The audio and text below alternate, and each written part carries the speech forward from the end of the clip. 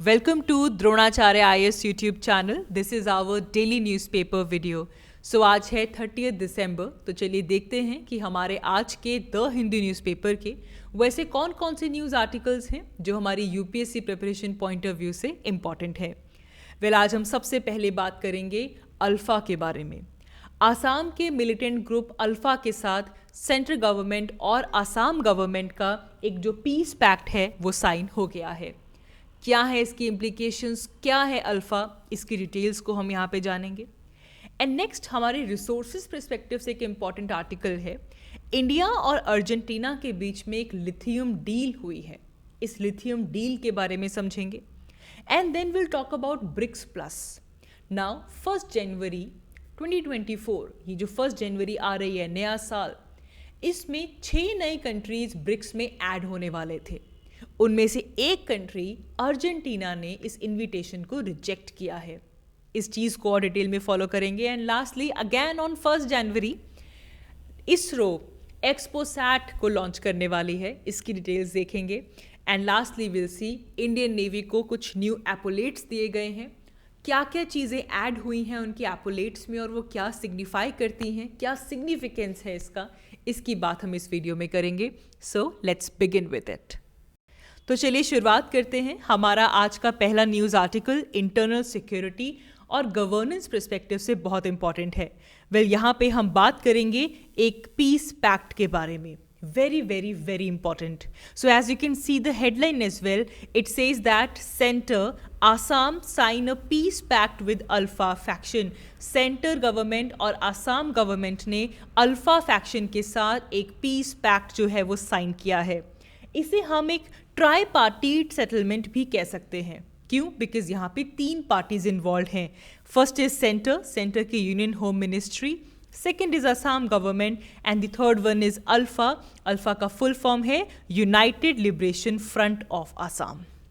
तो यूएलएफए अल्फा के साथ सेंटर और आसाम गवर्नमेंट का एक पीस पैक्ट जो है वो साइन हो गया है, जिसके चलते अल्फा जो मिलिटेंट ग्रुप है, इस ग्रुप के कैडर्स ने एग्री किया है कि वो अपने आर्म्स को सरेंडर कर देंगे। They will vacate their camps और वो पीसफुली जो डेमोक्रेटिक प्रोसेस हमारे कंट्री का है उसमें एंगेज करेंगे।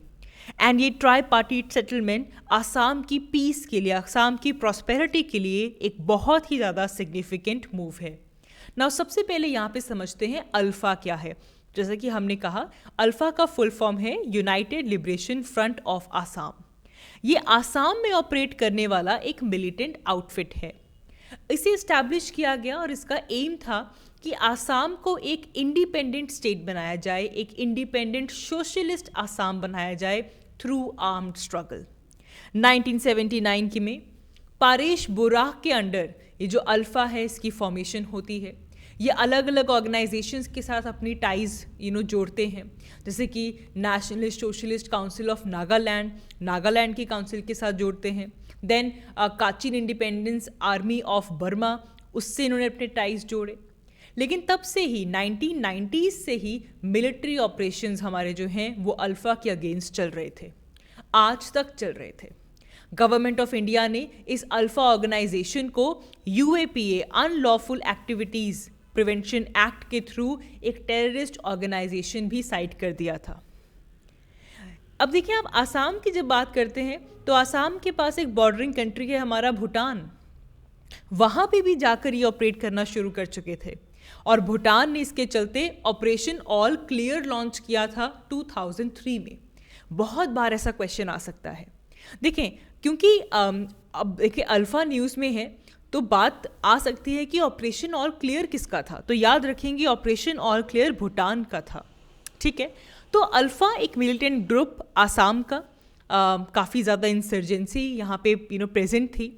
बहुत ही शॉर्ट में अगर हम इसके रूट्स को समझें तो इसकी जो रूट्स हैं वो कह लीजिए कि एक तरह से असमीज़ एंजाइटी में लाई करते थे। कैसे? आसाम के लोगों का अपना खुद का एक यूनिक कल्चर है, एक यूनिक लैंग्वेज है और एक स्ट्रॉन्ग सेंस ऑफ आइडेंटिटी है आसाम में। लेकिन क्या हुआ, 19th सेंचुरी में आसाम वाले रीजन में टी प्रोडक्शन बहुत बढ़ गई। यहाँ पे कोल भी मिल रहा था, यहाँ पे ऑयल इकोनॉमी को भी बहुत बूस्ट मिला। जिसके चलते जो माइग्रेंट्स थे from all over, they started coming to Assam तो इससे जो इंडिजीनियस आसाम की जो पॉपुलेशन थी वो इनसिक्योर होना शुरू हो गई। फर्दर क्या हुआ, 19वीं सेंचुरी में पार्टीशन हुआ। पार्टीशन के टाइम पे भी बहुत सारे रिफ्यूजीज़ जो ईस्ट पाकिस्तान था, जो आज के टाइम का बांग्लादेश है, वहाँ से मूव करके भी कहाँ आ रहे थे, आसाम में आ रहे थे। अब देखें कंपटीशन किसका है, कंपटीशन है रिसोर्सेज का।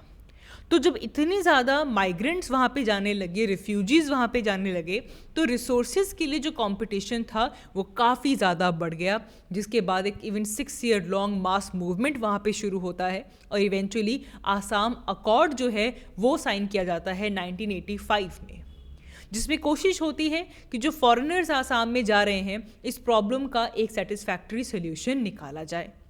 लेकिन जब ये सब कुछ चल रहा था, इसी टाइम पे 1979 में पारेश बुर्राह ने ये United liberation front of Assam की फॉर्मेशन की, जिसका एम था कि वो एक सोशलिस्ट इंडिपेंडेंट आसाम क्रिएट करेंगे थ्रू आर्म्ड स्ट्रगल। और तब से ही आसाम स्टेट में काफ़ी इंसर्जेंसी अल्फा प्रोड्यूस कर रहा था। लेकिन अब खुशी की बात यह है कि सेंट्रल गवर्नमेंट और आसाम गवर्नमेंट का एक पीस पैक्ट साइन हो गया है with alpha. So this topic is very important for us from our internal security perspective. Moving ahead, हमारा next news article GS paper 1 geography point of view या फिर आप कह लीजिए रिसोर्सेज परस्पेक्टिव से बहुत इंपॉर्टेंट है। यहाँ पे हम बात कर रहे हैं लिथियम की। Lithium a very very very important resource. अब न्यूज़ क्या है? Headline says that India closing in on lithium deal with Argentina, tapping Australia and Chile. So basically क्या है, इंडिया अर्जेंटीना के अंदर 5 लिथियम रिजर्व्स को बाय कर रहा है। India is buying 5 lithium reserves in Argentina, जिसे लेकर एक फाइनल एग्रीमेंट जो है वो हो गया है with Argentina for exploration and development of these lithium reserves. ठीक है, इसे हम शॉर्ट में बोल सकते हैं India Argentina lithium deal, because ultimately क्या हो रही है, एक डील हो रही है। अब डील हो किसके बीच में रही है? इंडिया की तरफ से हमारे पास आता है काबिल। ठीक है, काबिल का फुल फॉर्म है खनिज विदेश इंडिया लिमिटेड। क्या फुल फॉर्म है? खनिज विदेश इंडिया लिमिटेड। ये हमारी एक स्टेट ओन्ड कंपनी है काबिल। इसका एग्रीमेंट हो रहा है किसके साथ? अर्जेंटीना की एक स्टेट ओन्ड एनर्जी कंपनी के साथ, जिसका शॉर्ट फॉर्म है कैमियन, फुल फॉर्म है कैटामार्का। ठीक है, कैटामार्का मिनरिया वाई एनर्जेटिका। ये देखो स्पेनिश में यहाँ पे है, आपको सिर्फ ये शॉर्ट फॉर्म्स का ध्यान रखना है, कोई नहीं पूछेगा। You just need to know कि इंडिया की तरफ से काबिल है, ठीक है, खनिज विदेश इंडिया लिमिटेड, और अर्जेंटीना की तरफ से है कैमियन। ठीक है, ये वहाँ की स्टेट ओन्ड माइनिंग और एनर्जी कंपनी है। इनके बीच में ये एक जो एग्रीमेंट है वो साइन हुआ है। ये आप समझिए कि ये हमारी एक तरह की फॉरेन पार्टनरशिप हम कर रहे हैं अर्जेंटीना के साथ फॉर दिस क्रिटिकल मिनरल। अच्छा, ये पहली ऐसी हमारी मिनरल पार्टनरशिप नहीं है, याद रखेंगे। इससे पहले इंडिया ऐसी ही पार्टनरशिप ऑस्ट्रेलिया के साथ कर चुका है फॉर सच क्रिटिकल मिनरल्स। ये इंडिया का सेकंड अटेम्प्ट है जहाँ पे हम अर्जेंटीना के साथ इस तरह की कोई पार्टनरशिप कर रहे हैं। सबसे पहले हम ये ऑस्ट्रेलिया के साथ कर चुके हैं। हमने ऑस्ट्रेलिया के साथ MOU साइन किया था 2022 में for critical minerals facilitation office, जिसमें हम ऑस्ट्रेलिया के अंदर लिथियम और कोबाल्ट के जो ब्लॉक्स हैं, वहाँ पे भी 5 ब्लॉक्स हैं जिनको हम एक्सप्लोर करना चाहते हैं। तो याद रखें, ये स्टेटमेंट आ सकती है कि Argentina is the first country with which India has sign mineral partnership.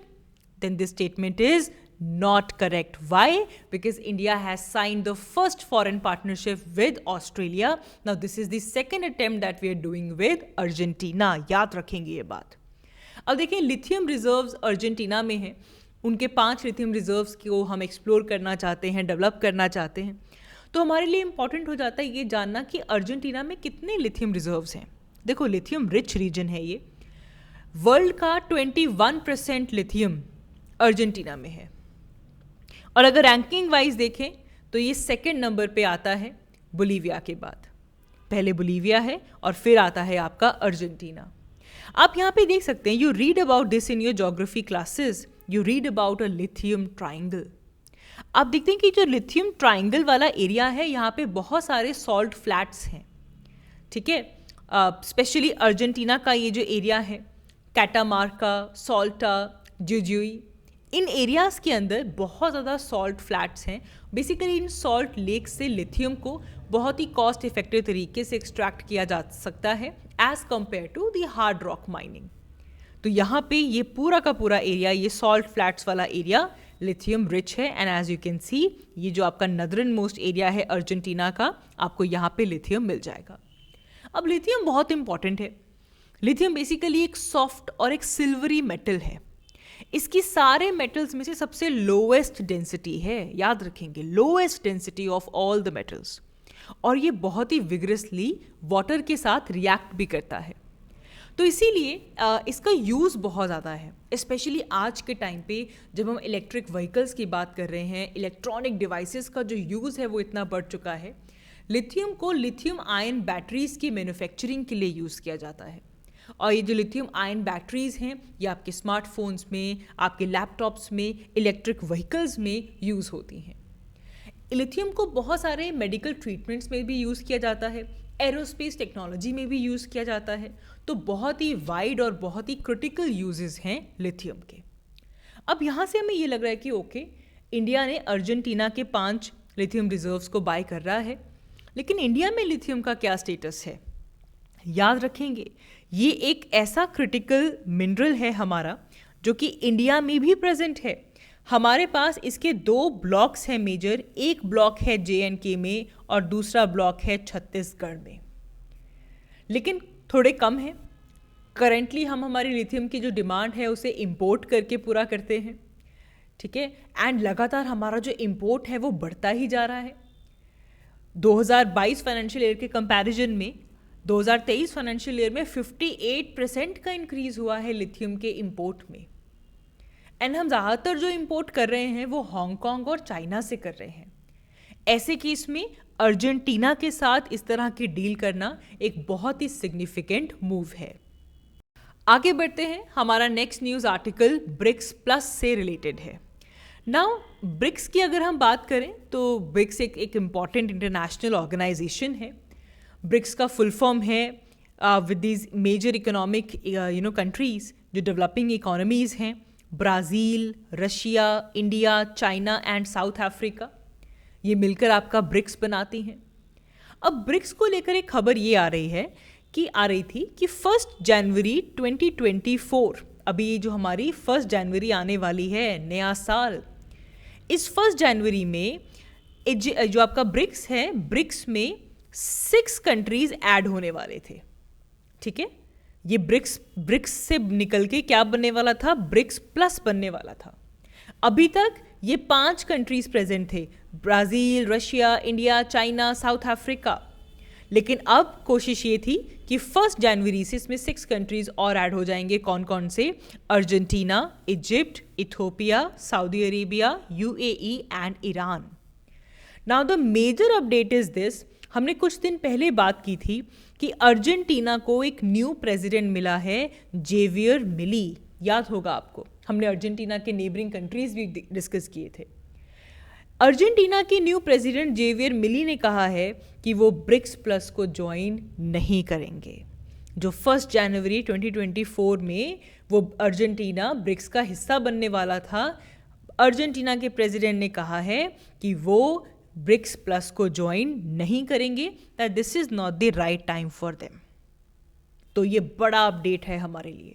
Update कर लीजिए ये चीज़ कि अब 1 जनवरी में जो 6 कंट्रीज अपडेट होने वाले थे, ऐड होने वाले थे, उनमें से अर्जेंटीना ने ज्वाइन करने से इनकार कर दिया है, ठीक है जी। अब देखो, ब्रिक्स प्लस एक बहुत ही स्ट्रांगली पुश्ड ऑर्गेनाइजेशन है जिसमें चाइना भी है, रशिया भी है।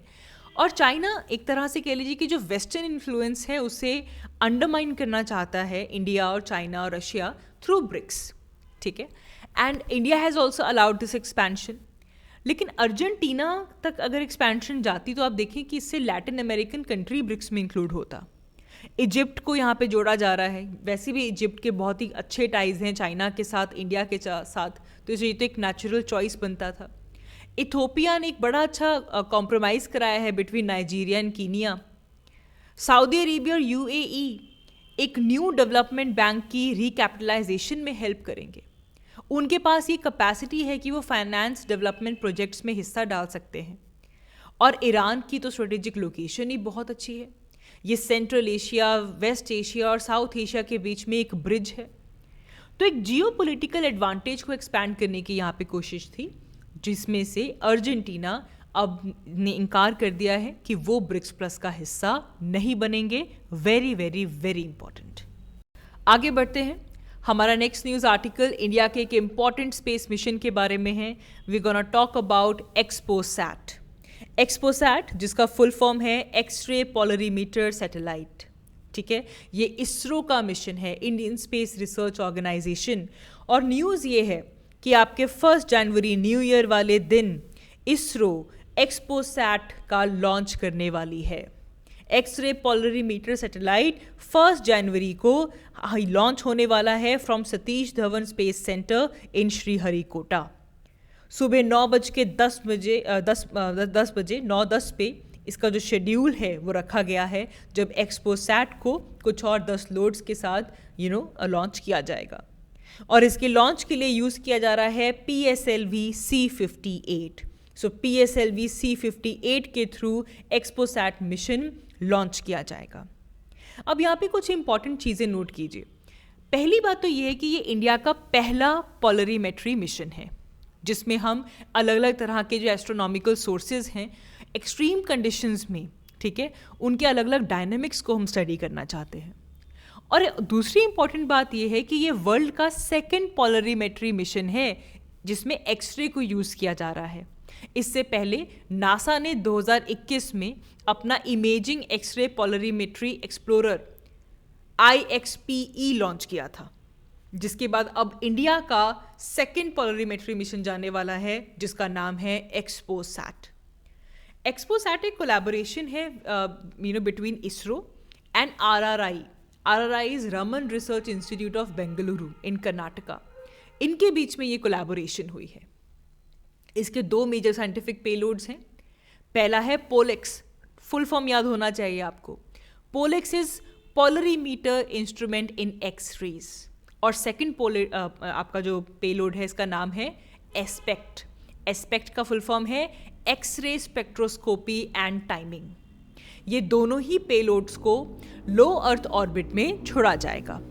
अब पोलेक्स क्या करेगा? पोलरीमीटर इंस्ट्रूमेंट इन एक्स-रे, ये अलग अलग तरह के जो पोलरीमेट्री पैरामीटर्स हैं उनकी मेजरमेंट करेगा, जैसे कि कितनी डिग्री है, कितने एंगल से पोलराइजेशन आ रही है, एक्सरे एनर्जी रेंज के अंदर कौन सी डिग्री आ रही है, कितना एंगल है, इस तरह की ये मेजरमेंट्स करेगा।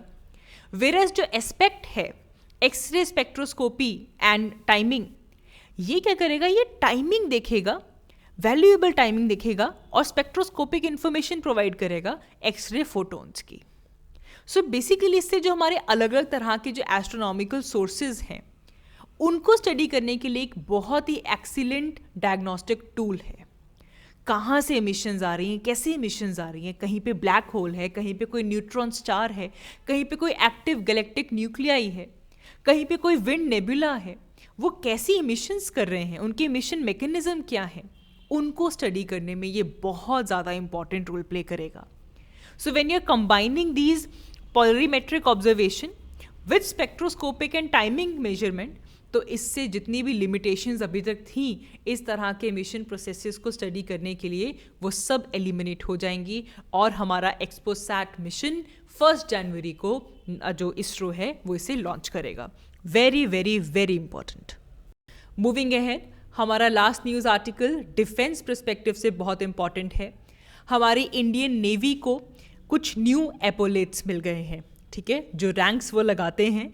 एक न्यू एपोलेट्स का डिज़ाइन जो है वो इंडियन नेवी को मिल गया है। तो बेसिकली जो एडमिरल, वाइस एडमिरल और जो रेयर एडमिरल हैं, और साथ ही में जो सर्जन वाइस एडमिरल और सर्जन रेयर एडमिरल्स हैं, इनके लिए न्यू एपोलेट्स जो हैं वो डिज़ाइन किए गए हैं। अब क्या है यहाँ पे देखो, जो न्यू एपोलेट्स बनाए गए हैं, फर्स्ट ऑफ ऑल इस सब में एक न्यू गोल्डन नेवी बटन लगाया गया है। सबसे ऊपर क्या होगा? एक न्यू गोल्डन नेवी बटन, जिसमें कि जो न्यू नेवल क्रेस्ट है जिसको लास्ट ईयर अनवील किया गया था वो इसके ऊपर बनाई जाएगी। ठीक है, द न्यू नेवल क्रेस्ट कहाँ पे लगाई जाएगी? इन गोल्डन बटन्स के ऊपर। इसके बाद आप देख सकते हो, you can see a red octagon, you can see a red octagon जिसमें कि हमारा इंडिया का नेशनल एम्बलम होगा। Then there is a sword, एक तलवार है, स्वॉर्ड है, और एक टेलीस्कोप है। एक बड़ी चीज़ क्या है कि जो ये मेडिकल रैंक्स हैं, मेडिकल ऑफिसर्स हैं, इनके बॉर्डर्स को रेड के साथ बॉर्डर किया गया है। ठीक है जी, रेड बैकिंग की गई है। अब देखिए, इससे पहले क्या था कि जो पुराना एपोलेट्स थे उसमें ऑक्टागॉन नहीं था। अब ये डिफरेंट चेंजेस आए हैं हमारे पास। अब चेंजेस किए क्यों गए हैं? जो नया क्रेस्ट है वो एक तरह से कलोनियल एरा का जो रूल था उसे एंड दिखाते हुए हमारी जो इंडिजीनियसनेस है उससे प्रमोट करता है। जो ये रेड ऑक्टागन बनाया गया है ये हमारे 8 कार्डिनल डायरेक्शंस को इंडिकेट करता है। और ये सब जो हमारे छत्रपति शिवाजी महाराज, मराठा रूलर, उनकी राज मुद्रा से ये इंस्पायर्ड है। Because Chhatrapati Shivaji Maharaj had a massive Maratha navy and a very rich maritime legacy as well. ये इसको रिप्रेजेंट करता है। फिर जो स्वॉर्ड आप यहाँ पे बना रहे हैं, sword represents the cutting edge of national power. हमारी विनिंग वॉर्स, जिस तरह हम वॉर्स को विन करते हैं, हमारी डोमिनेंस को रिफ्लेक्ट करती है ये sword. How we can defeat any adversary, how we can overcome every challenge, that is what our sword depicts. And telescope की बात करें तो टेलीस्कोप हमारी लॉन्ग टर्म विजन, हमारी फोरसाइट और हमारी weather eye in the changing world, इसे represent करता है। तो इंडियन नेवी को ये न्यू एपोलेट्स दिए गए हैं। So that is all for this video. आज की इस वीडियो के लिए इतना ही। Thank you so much for watching. I will see you all in my next one. Thank you.